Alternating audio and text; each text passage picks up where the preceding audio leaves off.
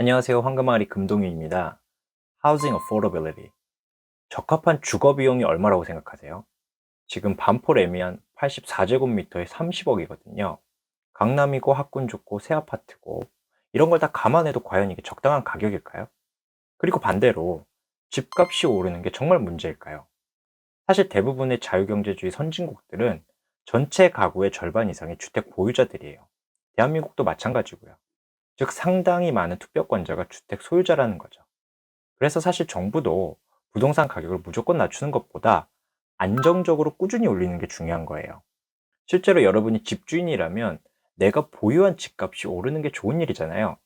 자산 가치가 상승하면 그만큼 이제 부자 된 느낌이 드니까 higher propensity to consume. 소비 성향도 늘어서 경제에 사실 더 좋거든요. 그리고 특히나 주택 보유자나 아니면 주택 보유 예정자나 집값이 정말 떨어지길 원할까요? 여러분은 어떠세요? 저는 제가 구매할 수준의 가격이길 바라는 거지, 제가 산 뒤로도 집값이 계속 떨어지길 바라진 않거든요. 이런 구매자의 심리를 반영해서 그런지 부동산 시장은 항상 보면 패러독스, 경제 논리가 역설적으로 작용하는 경우가 많아요. 사실 우리나라뿐 아니라 코로나 사태 전후로 전 세계 주요 도시 주택 가격이 굉장히 많이 올랐어요. 부동산 정책의 실패 때문이다, 이렇게 이야기하는 분들도 계시고, 낮은 금리 때문이다, 이렇게 이야기하시는 분들도 있는데 다 맞는 이야기예요. 그렇지만 주택 가격의 상승이란 건 이 주택이 갖고 있는 여러 가지 특징들을 종합적으로 분석해야 상승 요인에 대해 좀 더 쉽게 이해하실 수 있어요. 그래서 오늘은 코로나 이전과 이후의 주택 가격 상승을 주도했던 경제 요소들에 대해서 한번 말씀드려 볼게요. 살짝 더 과거로 가서 1950년대와 1970년대 미국을 잠시 비교해 볼게요. 1950년대 미국 평균 주택 가격은 8,000불 정도였어요. 1970년대에는 약 17,000불 정도로 2배 이상 올랐지만, 이 당시 경제 성장률을 생각해 보면 사실 그렇게 많이 오른 건 아니었어요. 실제로 보면 20년간 인플레이션, 물가 상승률 정도만큼만 오른 거거든요. 반면에 이 당시 미국 가정의 중위소득, 미디언 하우스홀드 인컴을 보면 3,300불에서 8,700불로 같은 20년 동안 약 3배가 조금 안 되게 올랐거든요. 즉, 주택 가격 상승률보다 소득이 더 빠르게 오른 거죠. 그래서 아주 도심이 아니라면 이 당시에는 1, 2년 열심히 모으면 집 하나 정도는 장만할 수 있는 수준이 됐던 거죠. 1970년대 미국의 인구는 지금과 비교하면 3분의 2 수준이었고, 도심 외곽 지역으로 주택이 엄청나게 생겨나면서 공급, 서플라이는 늘었지만 지금과는 반대로 디맨드, 수요가 이를 쫓아가지 못하는 상황이었거든요. 그리고 특히 주택을 투자 대상, investment vehicle, 이 당시에는 흔한 투자 개념이 아니었어요. 이 당시 주택이란 단순히 commodity, 생활에 필요한 상품, 필수재 중 하나였던 거예요. 즉 1970년대까지는 집이란 그냥 단순한 수요와 공급에 의해 가격이 결정되는 생활 필수재의 하나였던 거예요. 그런데 1980년대 이후부터 주택 가격이 크게 오르게 되는 두 가지 요소가 있었어요.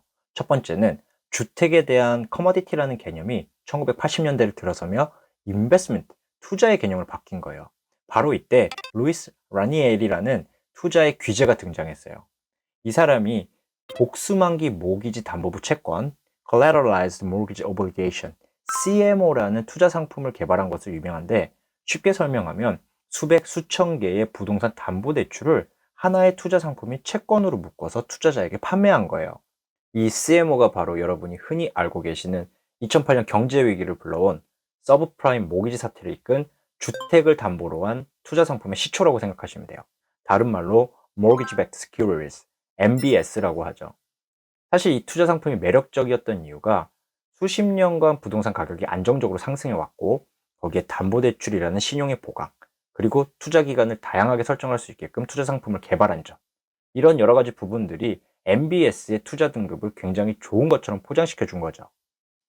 이렇게 부동산이 투자 상품으로 탈바꿈돼서 시장을 형성한 1980년대, 안전하지만 수익성 높은 장기 투자를 선호하는 투자자들의 투자 자금이 대거 몰리면서 주택이 투자의 underlying asset, 즉 자산이라는 개념으로 처음 자리 잡기 시작한 거예요. 그리고 두 번째 상승 요인은 도심을 중심으로 supply and demand, 공급과 수요의 괴리가 커지기 시작한 거죠. 1980년대 이후 사람들이 점차 도심으로 향하는 도심 선호 현상이 두드러지기 시작한 거예요. 특히 대기업을 중심으로 도심 상권이 강화되면서 의료, 교통, 각종 생활에 필요한 서비스를 쉽게 접할 수 있는 대도시 중심으로 사람들이 몰리기 시작했고, 자연스럽게 공간의 제약으로 수요는 느는데 공급이 이를 받쳐주지 못하는 현상이 발생한 거예요. 거기에 30년에 이르는 장기 부동산 대출, 저금리, 추가로 소득의 증가, 대출 규제 완화로 어느 정도 소득이 있는 사람이라면 leverage, 대출을 이용해 대도시의 주택을 구매하는 게 가능했던 거죠. 이렇게 본인이 가진 금융자산보다 더 큰 비용을 조달할 수 있는 사람들이 늘어나면서 부동산에 대한 가격 경쟁이 심화되다 보니 shelter, 주거라는 생활 필수 요소가 투자 대상으로 바뀌어가면서 어느 순간 우리의 소득으로 감당할 수 없는 수준으로 오르기 시작한 거죠. 이렇게 1980년대 이후부터 소득이나 일반 소비지의 물가 상승보다 주택 가격이 더 빠르게 상승하기 시작한 거예요. 특히 최근 코로나 사태에 이상하게 주택 가격이 엄청나게 상승했는데 사실 이건 대한민국에만 국한된 이야기가 아니에요. 우리나라, 미국, 스웨덴, 캐나다 이런 나라들의 주요 도시 주택 가격이 엄청나게 상승했거든요. 이번 주택 시장의 상승은 대부분 정부의 부양책이 만들어낸 결과물이에요. 아까 말씀드린 저금리, 공급, 거기에 정부의 역대급 부양책들이 한데 어우러져 주택과 주식시장을 교란시켜버린 대표적인 사례가 된 거거든요. 그래서 다음 시간에는 이런 경제 요소에 대해 더 자세히 알아보는 영상을 준비할 예정이에요. 시청해주셔서 감사합니다.